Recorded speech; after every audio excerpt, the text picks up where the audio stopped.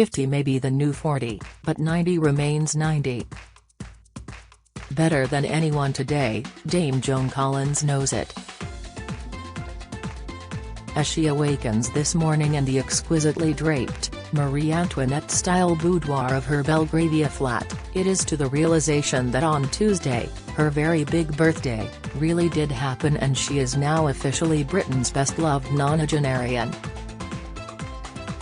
A flute of champagne may accompany her coffee while she attends to her 3 to 10 minute makeup routine. When you've been doing it as long as I have, you get it down to a very fine art, she once whispered to me over lunch in the south of France, and reaches for one of the hair pieces she is rarely seen without.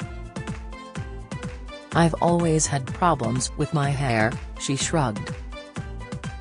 It's very fine. I have to spend hours on it. Much of the time I can't be bothered, so I plonk on a wig instead. As for aging, why would it faze her? Been there, done that, and got the t-shirt.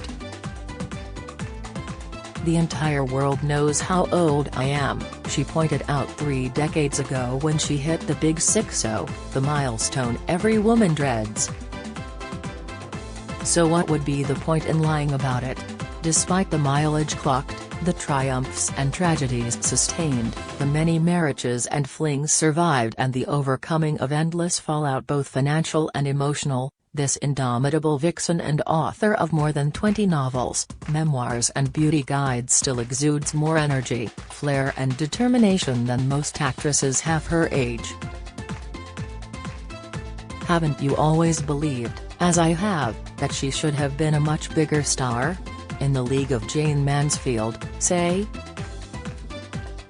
Or Kim Novak, Son Phillips or Carol Burnett, all, like her, born between the wars, in 1933. All except Mansfield are alive today. Compare and contrast. Perhaps Joan was just too talented, too beautiful, too darn hot for Hollywood in the late 1950s, early 60s, when sex was left at the bedroom door and when housewives swooned over Doris Day's virginity. Never shy about shedding her clothes, Joan was light years ahead.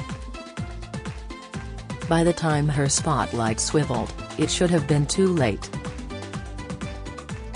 I was supposed to be Britain's answer to Ava Gardner, she has said, of the love of Frank Sinatra's life who was 11 years her senior and a major movie star when young Joan came breathing down her neck.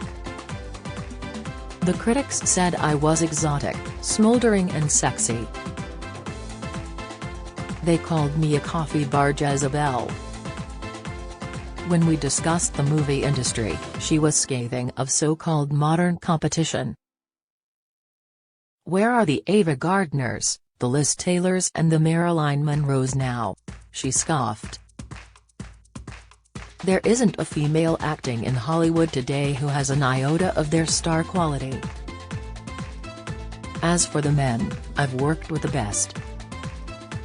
They don't come better than Roger Moore and Tony Curtis. I worked with those guys in The Persuaders, and they are hard to beat. I do think George Clooney and Brad Pitt are great. Comparisons are odious, mind you. Don't miss. Putin on brink as furious Russian rebels vow to storm Moscow and Kremlin. Latest, Sadiq Khan left barely conscious and carried off stage after heart attack. Latest, Harry loses his bid to challenge the Home Office's decision over UK security. Latest, born in West London, Joan was the eldest child of her English dance teacher mother Elsa and Jewish South African father Joe, a talent agent with Shirley Bassey, Tom Jones and, at one point, the Beatles on his books. Her sex kitten sister Jackie, 4 years younger, tried to follow her into films as a teenager but became a blockbuster novelist instead. Brother Bill grew up to be a property developer. Jackie lost out to cancer aged 77 in 2015, the year Joan was made a dame for services to charity by the late Queen Elizabeth II. She and Bill, who is now the age at which their sister died, remain close. Fresh out of RADA and married at 18, Joan divorced first husband actor Maxwell Creed after he tried to sell her for £10,000 to an Arab sheikh. She joined the Rank organization, who made her a teenage starlet of a string of forgotten flicks. 20th Century Fox snapped her up in 1955. Most of her pictures for them are history too. There was almost the big one, the prize that would have catapulted her to global fame and celluloid immortality. But the leading lady chosen for 1963's Cleopatra, co-starring Richard Burton and Rex Harrison, was Elizabeth Taylor. Joan's consolation, the biblical epic, Esther and the King, failed to ignite. Wounded, she cut her losses and joined Bob Hope and Bing Crosby in the road to Hong Kong. Celebrated through the 1960s and 70s, more for her private life than for her career, she enjoyed a moment in Tales from the Crypt before starring in film adaptations of Jackie's sizzling novels The Stud and the Bitch. Then, at long last, her turning point. In 1981, when Joan was 48 and by Tinseltown standards a little saber-toothed for a sex symbol, she was cast as incendiary, conniving Alexis Colby in TV soap Dynasty. Its popularity afforded her the international fame and acclaim she had longed for. Joan, God love her, milked it.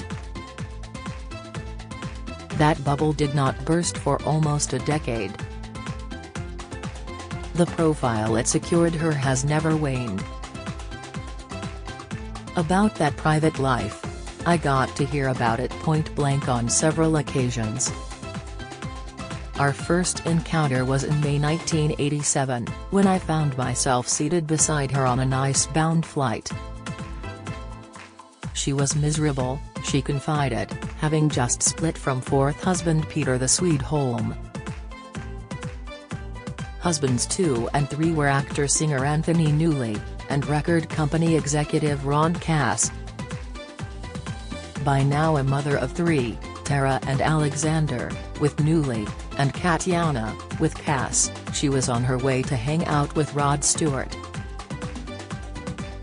Expressing concern for my well-being, she said she thought I was pregnant.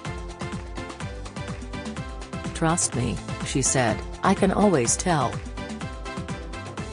I'm a witch about these things." She was right too. She wanted to know what had happened in my life. As I poured out excruciating details, Joan simmered silently. She then went in for the kill. "I've made my mistakes," she said. "The wrong men. Lots of them. But there have been the right children. They are all my life. I'd be nothing without them. However, I raised all my kids without a father. I mean, they all had fathers, but they didn't stick around. Men who walk out and leave a woman with children are disgusting. It is the most despicable thing to do. I see it everywhere, more and more. Who do these men think they are? Such lowlife. I have often wondered down the years whether I shouldn't have become a lesbian."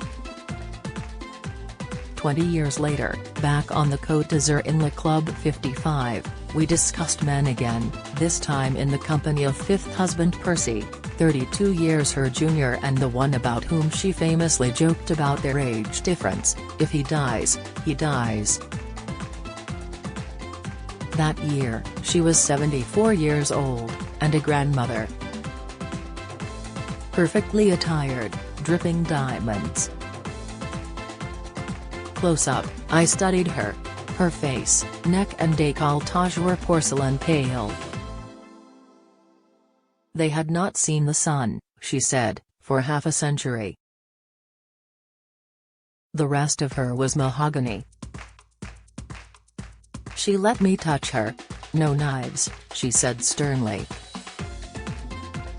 Had Botox once, years ago. Hated it. I'm an actress, I have to have expression. Had the couple's age gap not tempted her into the odd nip and tuck? Never once. Percy's age is the last thing on my mind. We worked together and fell in love quite unexpectedly. He's my reward. As everyone knows, I kissed a lot of frogs. Those amphibians included actors Warren Beatty, Dennis Hopper, Ryan O'Neal, Terence Stamp, Playboy Bungalow Bill Wiggins and dandy art dealer Robin Hurlstone, to name a few. I then asked Percy if it bothered him that his beloved had shared her favors so generously. That's the profession she's in, he shrugged. I sat watching her eat. She consumed precisely half of everything, and listening to how she defied gravity. You need half the food at 50 as you ate at 25, she instructed. Half as much again at 75. I'm going to live to be 100, and I am telling you, look after your skin. Never leave the house without makeup. Don't diet, just eat less. Never drink tap water. If you need to drop a few pounds to fit into something, eat boiled eggs and broccoli for 3 days. If you must snack, more broccoli. Exercise a little. I hate it, but you have to. What was her secret to survival in the modern world? Do it yourself, whatever it is, she stated. My parents taught me that. They also warned me that life would not be easy, but that I'd just have to get on with it. That is what I have always done. I've lost many dear ones to cancer.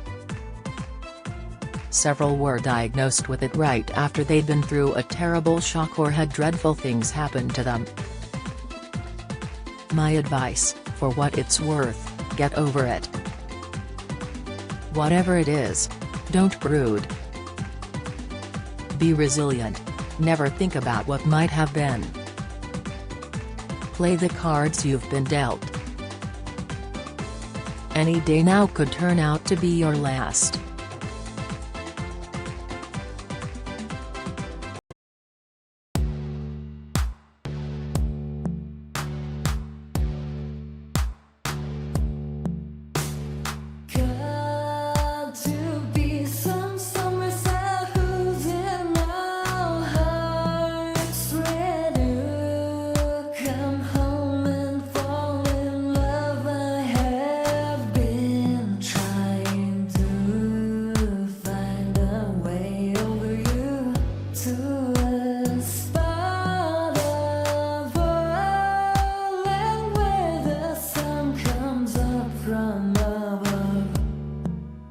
Now